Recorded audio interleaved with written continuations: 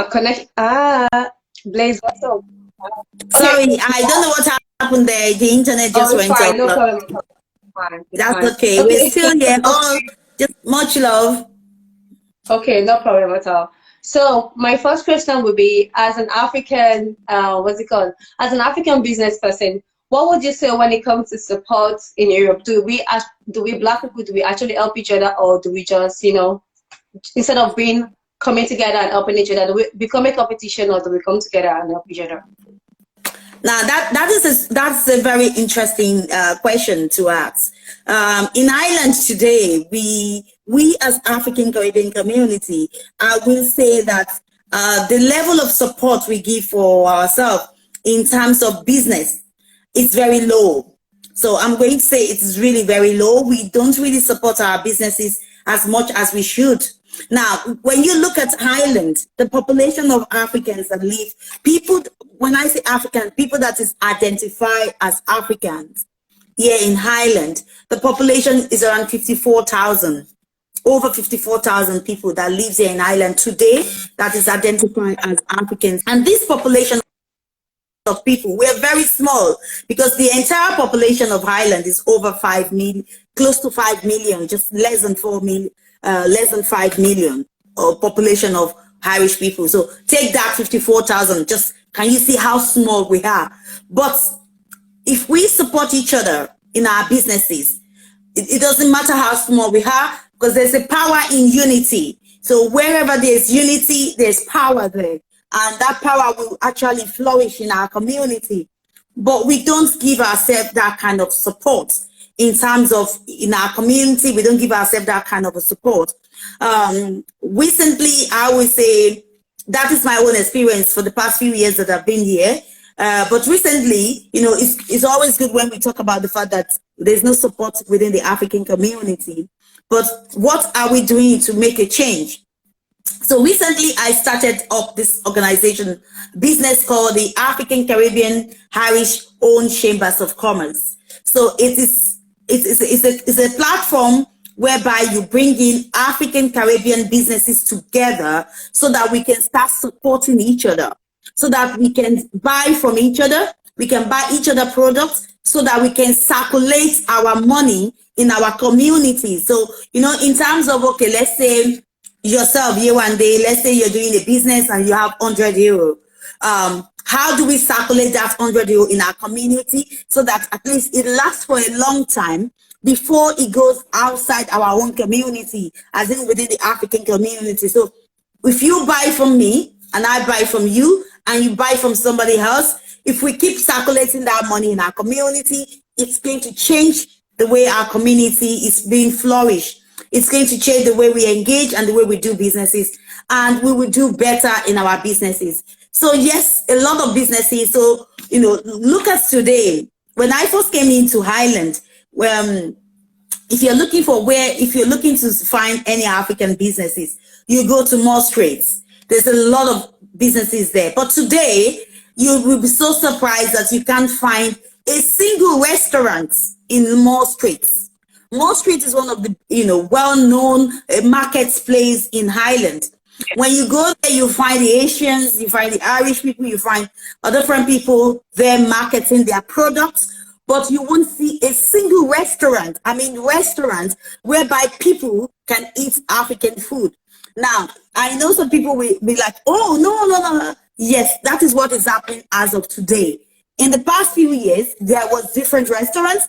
But in the last 2-3 years now, or 4 years, if I'm not mistaken, but roughly around 3 to 4 years now, you won't see a single African restaurant that sells African food. And one of the ways we promote our culture, one of the ways we market our heritage is through our food. Now you'll find people selling dry food. Like there's still 1 or 2 for church here. There's still some shops that sell dry food. There's still places, people that does hair, like if you want to make your hair, I do go to Mall Street to make my hair. So they sell all those kind of things, but there's no single African restaurant. And I was like, what is happening? What is the reason? Because food is one of the things that we really embrace. like today now, if you want to go for a date, you and they, you might go for like Chinese restaurants, Indian restaurants, Spanish restaurants. Yeah. So, and people really, you know, the food industry is really doing well. So we need to be in those kind of industry so Yeah. that we can start, you know, circulating our money in our community. But you won't find us there. And Yeah. especially Mall Street, that is one of the biggest streets, market streets in Ireland. We should be on Mall Street selling our food. Yes, there's dry food, but there's no much, there's none restaurant at this moment. Now, in Dublin, there's other restaurants, but you won't even want to go to African restaurants. Because if you go into a Chinese restaurant, you feel cool because the environment is nice. It's, Yeah, you I know, remember you were sharing your experience with me when you went to UK, the restaurant that you yeah. went to in the UK. You know, when you go to a Chinese restaurant here or Indian restaurant, the atmosphere is lovely, it's Yeah. beautiful, it's neat. Yeah. The, you know, but when you can't go to any African restaurant and feel like you feel it's a good environment, it's sophisticated, or it's a class environment. You might find the children at the back shouting. You know, you might, the place is not culturally oriented. So when I mean culturally oriented, is that go to an Indian restaurant, you see it reflects their culture, it reflects their beauty in terms of the way they decorate the place, the atmosphere. But when you go to an African restaurant, you won't even see anything that shows that this is an African place in terms of the way we decorate it. So our business really needs to change. You know, the way we present our business really needs to change. And if it's changed, people will start, you know, celebrating our businesses. People will start supporting us. And those are the kind of things that the Chambers of Commerce, the African Caribbean Chambers of Commerce, is hoping to do in the community to teach Yeah. people how to do business differently in a way whereby we can start supporting each other. Because we can complain, oh, we're not supporting ourselves. Yes, we are not. We're not Yeah. supporting ourselves. You'll be so surprised one day, the people that is going to go onto your website to like it, the people that will like your YouTube, the people that will encourage you will be from other community, not Yeah. your own community. And you need that, your community to embrace you. You need them to support you. You need them to give you those kind of positive vibes Yeah. that allow you to thrive as a person. So those things are not existing, and I'm hoping it's going to change. And I'm hoping that we all will take responsibility. I will take responsibility. You know, now I feel guilty these days. To go when I'll tell you an example. In Cavan, we have an African shop and we have an Asian shop. Now, if you know that most of the Asian shops, they sell African food in most of the Asian shop. But when you go into there, they welcome you very well. They treat you nicely. They won't support, they might not come and visit you. They won't come into your house to come and visit you. If you're doing Yeah. something, they won't make any contribution to it. But when you go into an African shop, they will just look at you and see, if you don't bring your money, I go sell. Oh. Yeah. That's like, Yeah. if Yeah. you don't come, I go sell. Yeah. You know, they don't really understand that, yes, you might sell, but there's nothing as good as your own person buying from you. You know, Yeah. your own people. Celebrate your people. Respect ourselves. It's a small thing. It's our culture, it's our heritage. A bit of respect for each other. You know, I appreciate that if somebody comes into your shop to spend €5 to buy something, don't be saying, I don't want to come to your shop and buy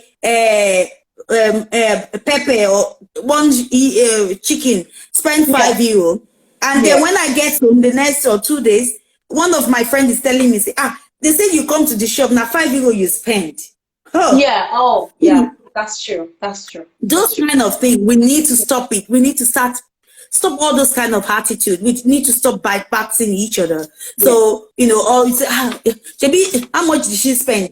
Is it not only €5? She said, is that what I'm using to feed myself? Yes. It's from those €5, €10, €1, €2 that you put together that makes a difference. So things need to change the way we do our businesses. Yeah. So thank you. Okay, thank you so much, Sid. Okay, let's talk about racism as well. So racism in education, in place of work, and even, you know, just on a daily basis in social life. How would you say for we, especially we youths, how do you think, what advice can you give to us? Because, you know, you have been here, you have the experience more than we do. So what do you think what we can do about that? Yeah. Now, when you talk about racism, it's a very big thing, and I know a lot of people will say, "Oh, racism is not happening. Oh, Yeah. we're all racist against each other." And Yeah. there's a difference between tribalism. There's a difference between being racist. Yeah. There's a difference between cultural differences. Cultural orientation. We have differences. But when you talk about racism itself, when you talk about institutional racism, Yeah. does that actually exist in Ireland? I will say reasonably to certain extent it does exist. But the percentage is very low when it comes to institutional racism in Ireland compared to UK. Now, when I say institutional racism, so racism in terms of institution, in terms of, like, for example, so if you want to apply for a job in a public environment, is there Yeah. anything within the system that stop you from applying to that job? Yes, it's happening in some areas. But one thing we have to understand is this: when you go to Nigeria today as Yeah. an Irish person, you can't join our police force. No, It's no. not because we are racism against you. It's because Yes, that yes. is our security to the Yeah. land. We have to keep it secured. You can't just go today and join the police office. You No, have to no. be either when you become a Nigerian citizen, Yeah. now you can go through the normal process. So there's some percentage to which whereby we give out to have other people to be able to join into our system. And Yeah. those kind of things have happened in Ireland, but it is changing. So Yeah. today, now, being an African person, you can join the police force here in Ireland. You can become one of the, join them and be part of it. There's some little things there that is a clause. So in terms of language, but that is, you can't say that is racism. That is not racism. You don't want to be a police officer or a gatherer without knowing how to at least have an element of Irish language Yeah. to know. Yeah. Because in Ireland today, they speak English is their major language, but they have two major languages. Irish is also one of it. So they are trying to bring Irish to the front line. So you can say, oh, yes, there's racism, but you have to understand the reason why those clauses are there. Yeah. Now, and I say to people that in terms of institutional racism, that is what I'm still talking about. In terms of institutional racism, it does exist, but the level in Irish society. So people don't realize that you are not being stopped from joining the public job. So, for example, you can work in any public sector in Ireland. So let's say the Department of Foreign Affairs, the Department of Education. You can work in any of them. But the problem with us is that when we come into the country, we listen to information from people that are here before us. But Yeah. people give wrong information. They'll tell you, oh, it's not possible. So, for example, I'll use myself as an example. When I first came into Ireland, I'm a teacher. I was teaching back home in Nigeria. And when I came to Ireland, the moment you even mention that, oh, you want to teach, people will tell you that nobody is teaching here. They won't take you. Go and do care job. Who is going to take you? You're like, okay, I'm a graduate. Oh, they don't take your qualification in Ireland. It is pure ignorance. Because one, we were colonized. We were colonized by the British. Ireland was also colonized by the British. So we operate the same educational system. So because we operate the same educational system, that allows our certificates to be recognized because our certificates meet European standard. So it allows our certificates, our qualification coming from Nigeria to be recognized here in Ireland. Now, when we came in, we were ignorant. Even the Irish people were ignorant. They didn't have more information. They were not educated about people coming into their country. What are the things they need to do? They were not educated. So the institution itself, the government itself, did not make room to give allowances to allow us to be able to utilize our skills. but most of those things have been corrected. But when we leave the so for example, so like I was talking about the institutional racism. So for me as a teacher, I needed to do some things to be able to teach. Today, if you go to Nigeria as well as a teacher, to teach in public school, you need to do some things. It's the same thing. Now, you can teach in a private school because it's private, it's business. You can own a school privately, but you understand. So there's a difference between public office, there's a difference between private sector. So in the private sectors, you can flourish, it doesn't matter.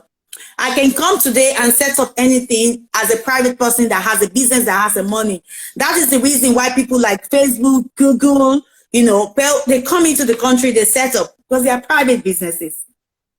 They won't be able to do that in a public sector because it's run by the government. So those are the differences that we need to really understand and say, okay, before we start saying. Now, if you're a lawyer, if you are trained in Nigeria, you can't practice as a lawyer in Ireland without going to the law school here. The same thing is applicable. If you have a law degree in Ireland, you cannot go to Nigeria today to be a barrister without attending law school in Nigeria. You must attend the law school in Nigeria. So when you are talking about institutional racism, you have to understand the system, the governing system of the country before you say, oh, it is racism. Now, let's forget about that. Let's talk about the people working in the public sector. Are they racist? Yes. They are 100% racist. Because one, the fact that they are not educated, the moment they see you, they already discriminate against you already anyway. They don't think that you belong to be in that environment. But you just have to now go extra mile to prove yourself. If you're working in Ireland, you will know that racism do exist among your colleagues, among the authorities. You will see it's just there because of the way people will engage with you, the type of trust that they have in you. So it doesn't matter how good you are at your work. If they will trust somebody else, which is an Irish person, more than they will trust you. Their attitude towards you will totally be different. When you speak, they will wonder, oh, so you can even know, they just act differently to you.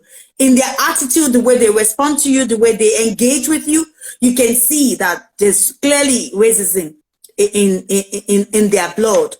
In the society, in the community, there's a lot of racism. So it makes things difficult for us to be able to do. And the young people, when I was really happy initially for my children growing up here, because I feel that the level of racism will be different for them because they are growing up, they have friends here, they've gone to school here, they've done everything. Now, when they pass that stage, that is when the problem starts coming out. When they're in secondary school, they mix with their friends, they do all those things. Now, if you know, many of us, when you're in secondary school, you really don't go to house visits. You don't do all those things. You just meet up in school. They might invite you for their birthday. So you don't really realize there's racism. There is the little things you see in schools that happen. But when they leave that secondary school stage, the level of racism starts immediately after they started looking for a job. The differences start appearing when they are age of 16 and they're looking to work. If you have a friend that is 16 and you're 16, they will get a job without even showing a CV anywhere in town. Even when you show your CV, you don't have a chance. Now, I understand, like, if you're, I understand that culturally, if you are in Nigeria, if a white person comes to look for a job, a 16-year-old, and I see another African person like that, I know the father and I know the mother, yes, naturally, I will tend to give the job to that person. So, yes, they have this kind of attitude as well. But I think what matters most is that how do they now receive you? How do they deal with you? How do they engage with you? That will now determine the way you feel in terms of racism, in terms of their attitude towards you. But in a nutshell, racism do exist here in Ireland. We can't overlook it. But at Yeah. the same time, we still have to educate ourselves in so many things so that we are not calling everything racism. We need to Yeah. understand how the system works, and we need to make changes ourselves. Yeah. And all you can do is just to give your best and work hard. But racism, I tell you, it's just so there. Even everyday work, when you're working, even if you work within the residential setting, let's say you work within the X sector, you see the attitude of people towards you. I remember when I first came into the country, working as a home care. You go into people's house, they tell you they don't, oh, I don't want that thing to touch me, that thing. You know, they don't want you to touch them. And you're like, okay, I'm here to help you.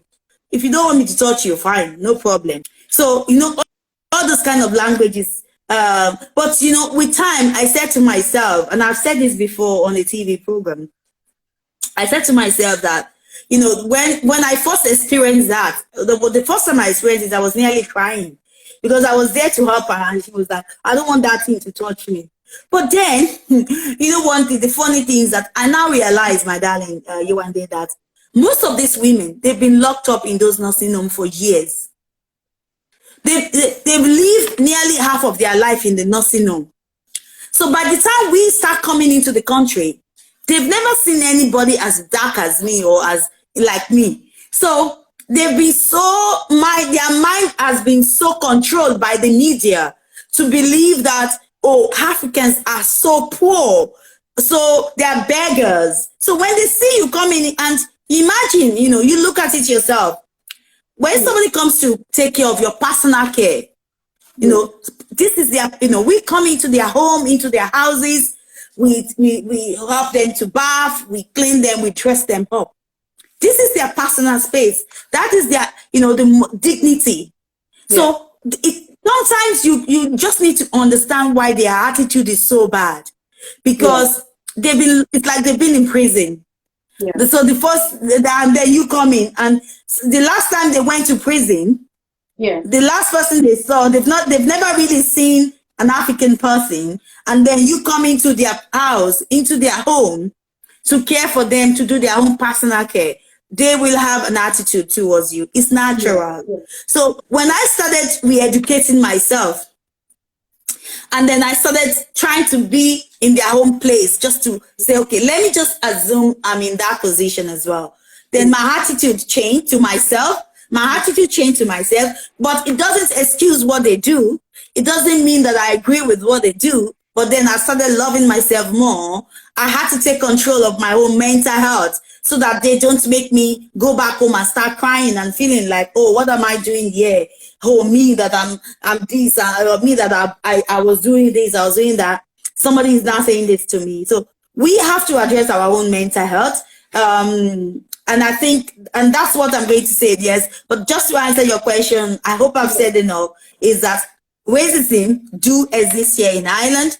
And I'm hoping that we keep talking about it. We keep, you know, raising awareness around it. And hopeful that we make a change, and there's a change out there. Just before we move on to another topic, I was hearing on the news the other day about putting into the education system, like to educate the kids right from primary school to secondary school, just about racism. Do you think that will actually improve, just to round up that question, do you think that will actually improve racism in any country? Why do we have to educate them? They know what is good, they know what is bad.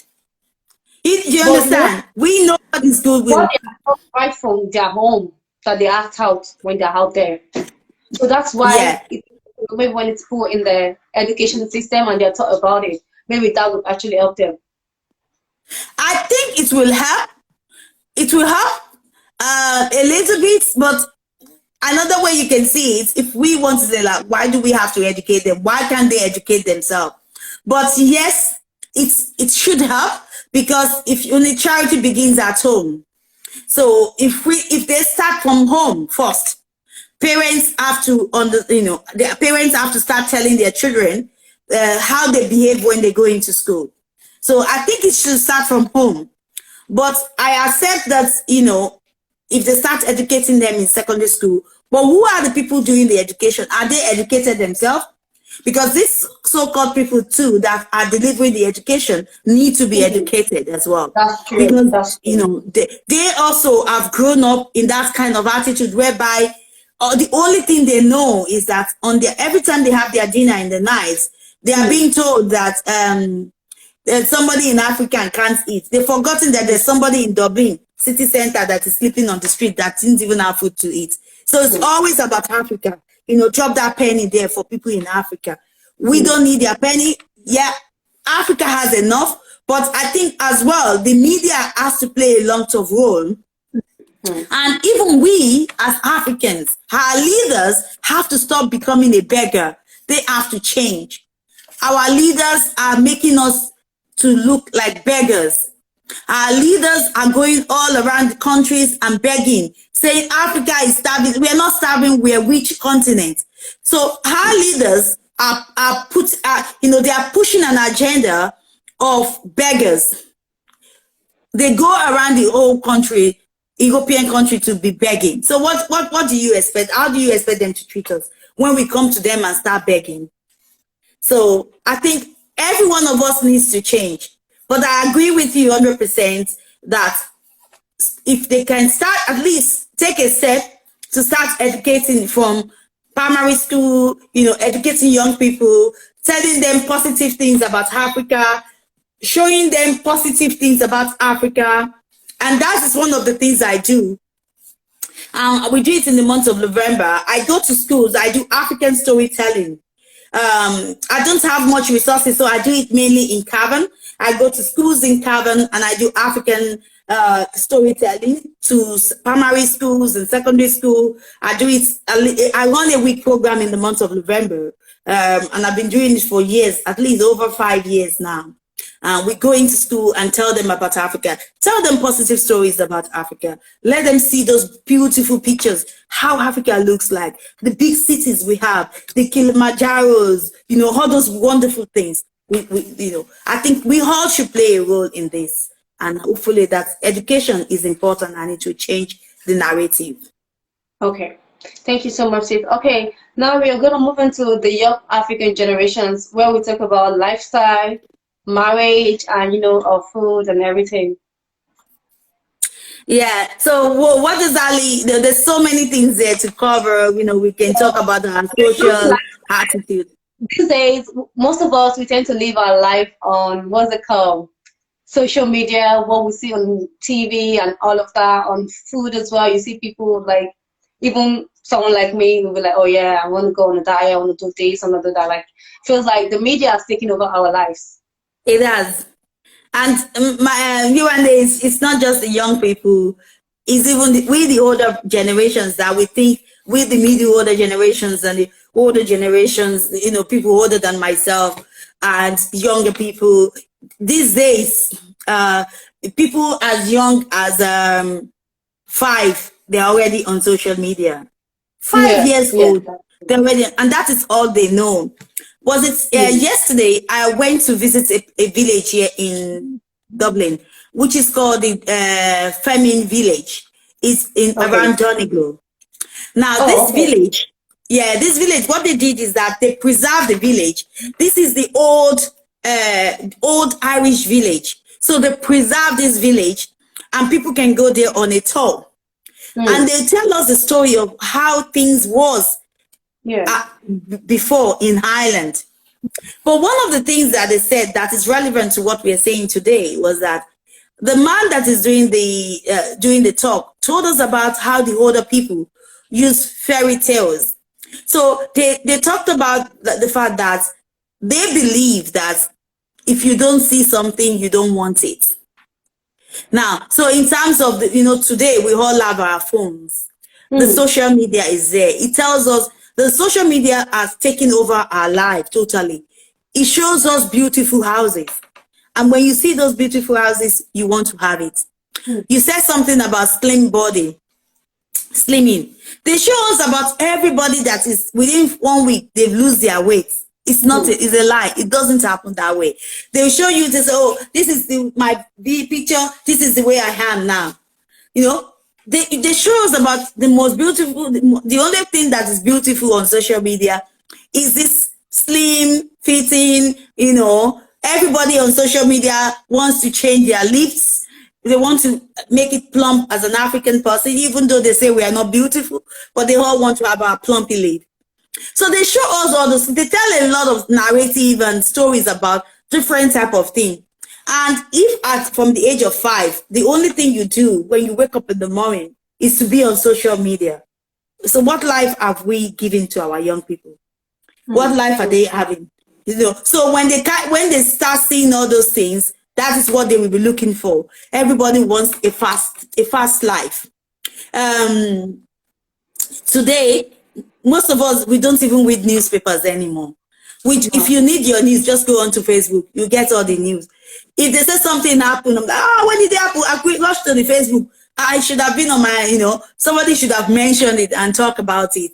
So we all go to the social media to read our news, our stories. If I want to know what is happening in your life here one day, I'll go onto the social media. You know, I'll know what time you wake up in the morning, what breakfast you have today, when are you going to bed.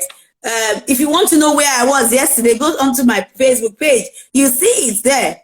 You know, so we've all allowed social media to take control of our life.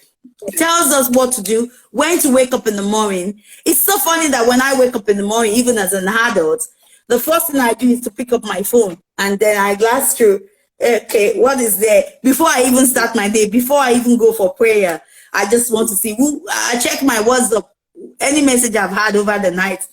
So I don't know how we can help ourselves here one day. And I don't know how, even we older people, we can't help ourselves. So how do we help our young people? So, you know, there's something I do. I tell people, I say, drop your phone for at least an hour a day. Just off your phone an hour a day, 1 hour. I'm hoping that the people that are watching, you have so many people here watching you, watching this program today. So I think that is one advice I can give to myself and to every one of us, that we should just make sure at least 1 hour a day we take off our phone.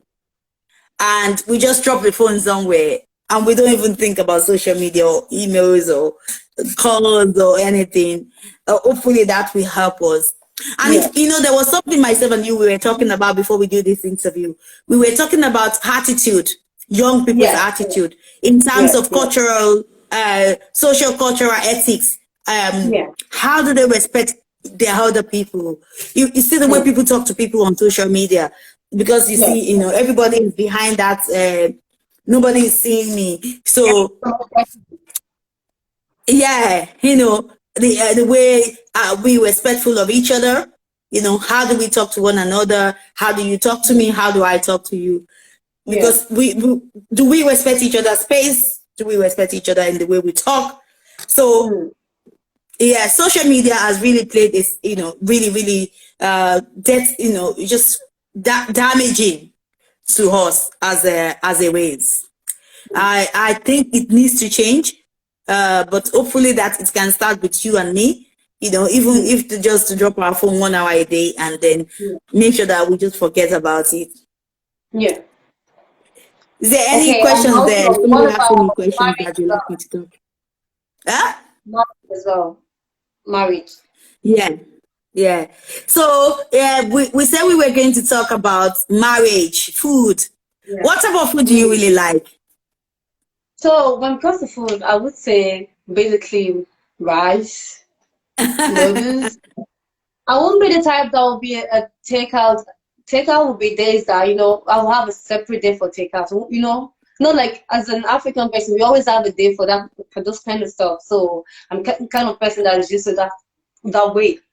I have to say that my children were not growing up. They're not used to takeout. We don't do takeout in my house. And I was telling someone, if we don't really do it, but when they start growing up now, we start doing it once a while. But takeout is like you're doing, that one is like a big treat in my house. Like it's like you're doing party now. Why will I be buying takeout? So, now, the only time we eat out is like, let's say when I take them to like McDonald's, KFC, or we go out and eat, but not to be calling pizza I don't know. Now There's they do this it. way Oh. of African parents in every Europe country. When we say we want McDonald's, you say there's rice in the fridge. Exactly. You're totally right. McDonald's, what is sharing as in, what is wrong with you? Go into the fridge and see it. But if we go out, like, okay, that is when my children were younger, you know the way they do this activity day, Yeah. young people, when they do Christmas time. So Mm. my children know that, I'll go and watch them. We'll go and watch the activity night, but they know that that day we will eat KF, we eat McDonald's. So, Mm. it's a big treat. So when we're coming back, I'll take them, I'll go and buy them the McDonald's. We eat, but not that you just every day, weekly, you'll be calling, what do they call them? Pizza, Domino, this, no. Where do you want me to get the money? Am I going to steal it?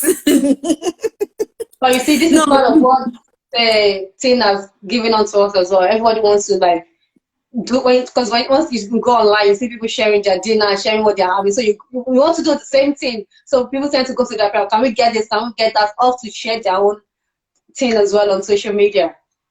I think that is the problem the social media is causing in terms of our social class. Yeah. It's just really that's why I said it's really damaging. Everybody wants to share something on Facebook. It's so worse these days that people will eat they make their breakfast, they take a picture of it, so we put it there. Everything, we just want people to see our life. Oh, this is what I'm enjoying, or I'm doing this, and you feel guilty if others are doing it and you're not doing it. Yeah. That's why the kids come to the parents and say, oh, come on, we can get it, so they can go as well, take a picture And and take then a picture. show it Yeah, off. yeah. You They have can't a blame life. them. Whereas You can't sometimes they blame don't them, look you and they. like sorry, sis. I say you and they, you can't really blame them because their Yeah, no, friend has no. already put up something on Instagram or Snapchat. Yeah.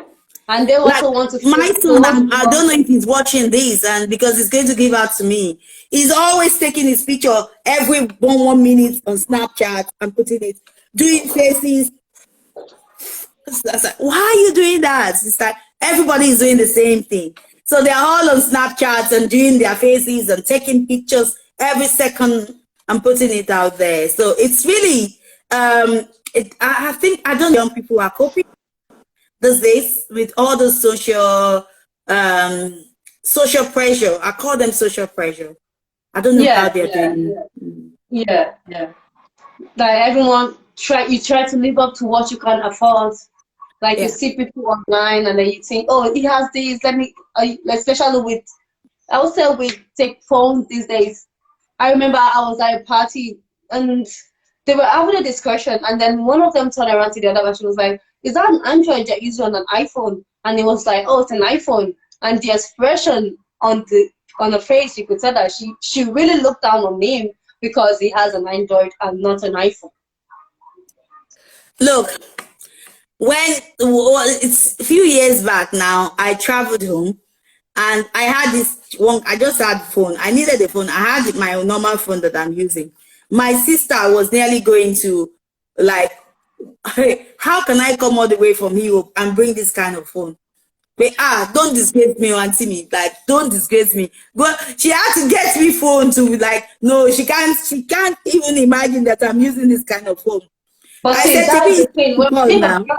and going back home, people at home they expect something, not just something, but they expect, very classy from us because they think, oh, you're abroad, you live abroad, you have everything. Whereas they don't actually know what is there in that abroad, what we go through every day. Yeah, yeah. They use even more better phone than we use, because most of their phone I'll comes. say a lot of people in Africa, I don't want to just specify on Nigeria alone, I'll say a lot of people in most African countries, they live a very comfortable life than us that lives abroad. Yeah, yeah. Because you see, that is like I told you, I went to watch this to see this old Irish village, and when I was talking about old Irish village, according to the man giving the tour, this is just 45 years ago. So I was looking at my ages at that time, how we were living in Nigeria. I'm from Nigeria, so I can really talk I can only talk of Nigeria. I don't know what is happening in other African countries. But I was looking at the way we were living. And then I was imagining the way they were still living as at that time. I can tell you that we were living better off. When he talks about civilization, when he talks about technology, use of technology, we've been using it as a then.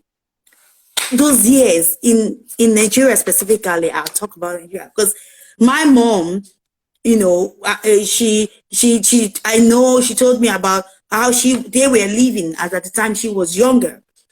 Yeah. And I think when you compare the level of, you know, the level of sophistication, the level of social change, as at that time in Nigeria, which is one of the countries in Africa, Highland has not even reached there. But today, we are totally different. And in terms of what is the cost of that? It's our leaders. Our leaders in Africa have totally destroyed that continent itself. Nigeria is one of those, it's meant to be the giant of Africa, but I don't think we can stand anywhere to say we are giants of Africa. In terms of population in Nigeria alone, we are over 200,000 in Nigeria. And that is the entire population of the whole Europe, not just one country, the entire Europe. So when you talk about landscape, we're not as big as Europe, but when you talk about population, we are more than the entire Europe in that country on its own. So then compare Africa being the largest, the second largest in the world, with all the resources we have. It's not reflecting. When you talk about young generations, Africa as a continent has the highest young generation. Look at our youths here. What are we doing to them? I just hope there's going to be a lot of changes.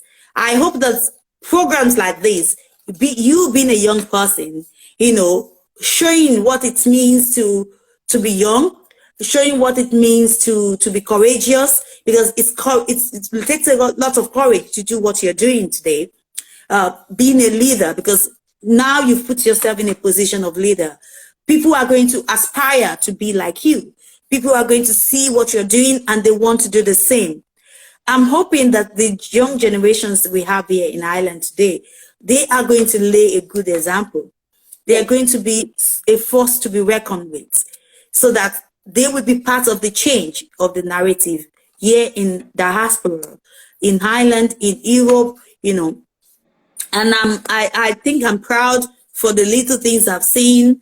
Was it a few days ago, Rashid Adeleke won this, the running race. She represents Ireland, you know. So our youth here in Ireland are really doing fantastic. I hope they will continue to do better, even though we're faced with a lot of challenges, health issues, you know, COVID is there, you know, so many things. Societal issues are there, you know, education-wise, pressure, peer group. That one is totally something that I don't know how that can be resolved. Peer group is a big problem within the young people, because like you said, you see your young person, somebody doing this, you want to do the same. Everybody feels that they, I won't say who tell you this, because if I mention the person, so somebody close to me, she was like, if she's going to date somebody, the first thing she was going to look is that, what phone is he using? And if she's using, and if he's using Android, that one is like, hey, no go area. I'm going to even look at his character. You are the iPhone. He said, first is what phone is using. If he's not using iPhone. If I can just ask you again. So she said, if someone was to ask her out, the first thing she's going to look at. So if you're going to ask her out, the first thing she's going to look is that, are you using iPhone or Android? And the moment you're like using Android, she's just going to say, okay, hello, I'm busy. I will just share something similar with you as well. Someone as well, as they were talking, and the next thing I heard was like, do you have an Irish passport? I was like, you know, just acting This is not just ask him that. That was the first question that was thrown. I was like, no. It was like she had a list of what the person has to has. You need to have this, and this before you can meet my criteria at all. So I can't blame her. I think she doesn't want somebody that is looking to say I love you, but is only loving her because whether she's an Irish citizen, and That makes yeah. So sense. this kind of love. Even me as an adult, I don't want somebody to say, no, no, no, I don't need it. If you're looking for somebody to do paper, don't be coming here to love me. That one's not real love. Yeah, So yeah. I guess that's what she's running away from. Okay, thank you so much. Just one last question before we finish up. So the last question is just parenting in the African society. So I would like us to Wow. discuss, the parents in Europe and some African parents, the way they train their children. A lot of parents, everything before like, oh, these Europe kids, they won't listen, this Europe card, this and that. Like, what's your opinion on that as a You mother? see, my take on that is this. Uh, and I'm going to talk about it from my own perspective as a mother and as a Yeah, child as well, because I was once a child to somebody else as well. yeah, So I was once a child and now I'm a mother. yeah, I love the way I was brought up as a child. So I would like to do the same for my own children. yeah, So now I've been living in Europe for a while, and the way young children are being brought up in Europe, I don't support it. So I don't support it as a person, because there's so many things I see about it that I feel that shouldn't be it's not the best way to bring up your child. yeah, Now there's, when you talk about parenting as Africans, now there's two things you have to understand that plays into those parenting. The first thing is our culture. It plays into it. It plays a role into it. The second thing is our religion. So your religion plays another significant role in the way you bring up your child. So if you're a Muslim and you're an African, you bring up your child in a different way. If you're a Christian and you're an African, you bring up your child in a different way. yeah, Now, if you're an African and there's a difference between being an African, being educated. So being educated means, being an elite person in the community, and then your religion. You will bring yeah, up your child in a total different way entirely. So when I was growing up in Nigeria as a child, I used to say to people that, some people, like, I can wake up in the morning and sit and just come downstairs and say, good morning, daddy, and just greet them and say, good morning, hello, and then I go, morning, dad, and then I go. I don't have to go on my knees or do those kind of things. It's a little bit simpler. But when I got married, I quickly had to learn, had to start doing those things. I find it very strange. Because I was brought up in Lagos all my life, and then I got married, went back to my hometown, and then when I say when I'm married, when I had my kids and I had to be in a marital setting, live in a compound with someone in a marital setting, so I had to learn to behave differently.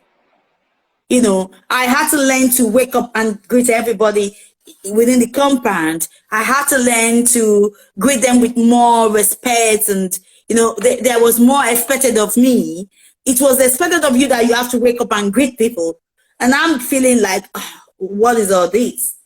So our attitude is always depends on. So then, how do you now bring up your own child in this kind of environments? So me coming to Okay, so if I'm going to define myself, so I'll define myself that I'm an African, which from Nigeria, and then I'll talk about my tribe. So there's a difference between being an African, there's a difference between coming from Nigeria, You have to talk about your cultural ethnicity. So I'm a Yoruba woman.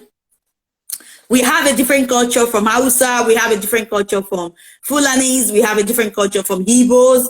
So I'm a Yoruba woman. And then I'm educated. So meaning at least I have a form of education, formal education, you know, and then I'm a Christian. So can you see all those things that we just, all those things put together determine how I parent my child and what is my expectation of the parenting of my child. And then coming into a Western society whereby I start learning new things in terms of how I have changed my attitude from what I've known to what is existing within the European community. And understanding that my children are going to grow up in this European community. Is this all I want for them? So I wanted my children to have our culture, but I want them to be able to blend it. But I really want to see my culture in them, in the way they greet people, the way they talk to people, their attitude towards marriage, their attitude towards life in general. I don't want to grow up and forget that I don't want them to drop me in nursing home or forget that I'm existing, not greeting me, not calling me, not visiting, you know, all those kind of things. I don't want to have to be calling, taking permission to visit my children when they get married or all those kind of things. So I'm hoping that I've done enough. So, you know, when you look at all those kind of things, it determines the way you really parent your children and your expectation of your children.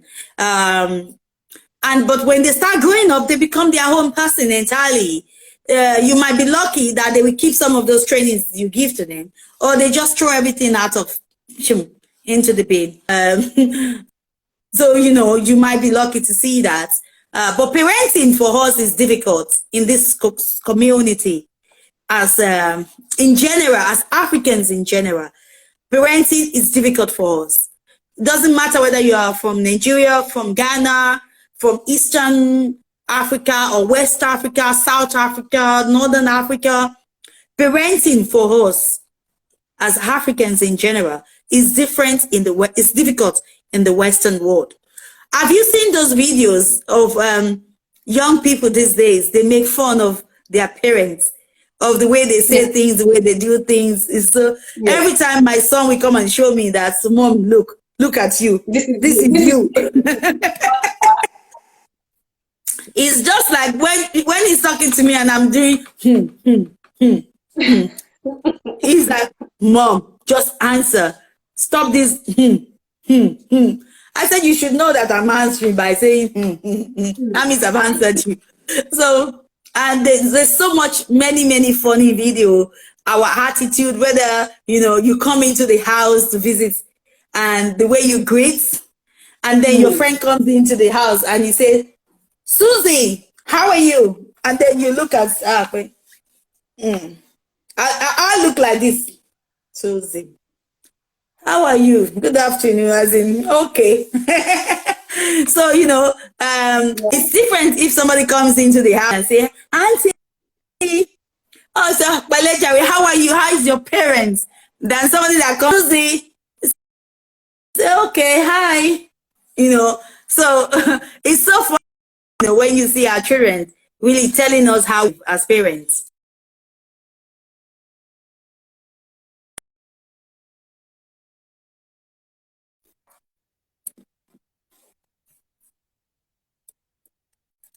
Are you still with me? I can see the internet is a little bit, it's not going well.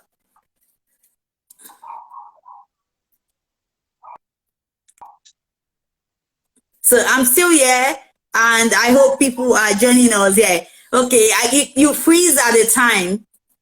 Oh, it was frozen at your side as well. I think it was both of us. Okay.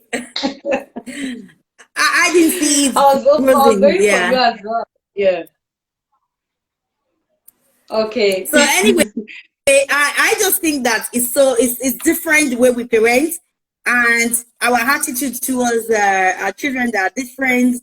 But there's so many things that is good about our own culture, And there's so many things that is good about the Western culture as well. So what I can say to parents is to blend it. Find a way to blend it, to balance it. Your culture with the Western culture, your faith in terms of your religion, either you're Christian, Muslim, or whatever you are, you know, whatever type of religion you have, find a way to balance it. Find a way to Yeah. balance it. Yeah.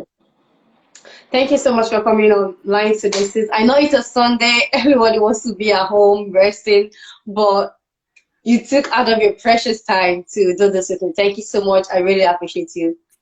Thank you so Thank you much for very much. coming. Do we have any questions from your viewers? No, we actually don't have any questions. Yeah, we don't have any questions. Okay. No, not at all. Thank you so much. And to everyone that joined as well, thank you so much, sis. I hope to have you again very soon. Yeah, I'm hoping so as well. Thank you so It's a much. God bless. pleasure to talk to you, All right. and looking forward to having this kind of conversation again. And just to say thank you so much for having me on your You're platform. welcome. You're I'm welcome. so proud of what you're doing, and I know that you're going places. And Thank I you. just hope that your audience continue to grow and you Thank you so continue much. to bring things onto for them to be able to, utilize and use to grow themselves. It's not easy to be a leader, Yeah. so you should know now that you're taking on this responsibility as a leader. It's a Mhm. big role. We're all looking up to you now. No problem. So I hope you do as well. You continue Okay. to do as well. You are doing as well already. So thanks for Mhm. having me. Thank you so much, sis. No problem. Thank you. All the best. All right. Thank you, sis. Okay. I don't know who's still online, who's still watching. Whoever is there that's still watching, can you wave and let me know? Okay, let me see who's still watching. Okay, nobody is watching anymore. Okay. Okay, so good to have everyone that joined. And yeah, so join me same time next week. Next week, I'm gonna be bringing one of my friends. She's like a sister to me. I am going to leave the link and everything about her in my story later, or also in my on my page as well. So yeah, I'll bring in one of my friends with me next week, and we're gonna be talking about relationships. I know everyone loves doing that. Everyone's gonna enjoy that topic as well, just like we enjoyed this one. So thank you so much, guys, and yeah, I'll see you. Who is this? Whoever you are. Okay, thank you so much, guys, and yeah, bye.